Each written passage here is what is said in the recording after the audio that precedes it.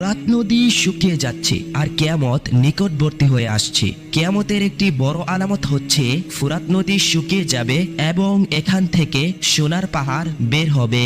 রাসূলুল্লাহ সাল্লাল্লাহু আলাইহি ওয়াসাল্লাম বলেছেন, সে পর্যন্ত কিয়ামত সংঘটিত হবে না যতক্ষণ না ফোরাত নদী থেকে সোনার পাহাড় বের হবে। আর এই সোনার পাহাড়কে কেন্দ্র করে মানুষ যুদ্ধ করবে এবং প্রতি 100 জনে 99 জন মানুষ মারা যাবে। এই 100 জন মানুষের মধ্যে যে একজন বেঁচে যাবে সে মনে করবে মনে হয় আমি শুধুমাত্র একাই বেঁচে আছি। রাসূলুল্লাহ সাল্লাল্লাহু আলাইহি ওয়াসাল্লাম বলেন, ফোরাত নদী থেকে যখন স্বর্ণের পাহাড় বের হবে সে সময় যে ব্যক্তি সেখানে উপস্থিত থাকবে সে যেন তা থেকে কোনো কিছু গ্রহণ না করে। আর এই ফোরাত নদীর পানি 1999 সাল থেকে শুকাতে শুরু করেছে। যে এক সময়ে ফোরাত নদীর পানির গভীরতা এত পরিমাণে ছিল সেই গভীরতার পানি আজ কমতে কমতে শুকিয়ে প্রায় শেষের পথে।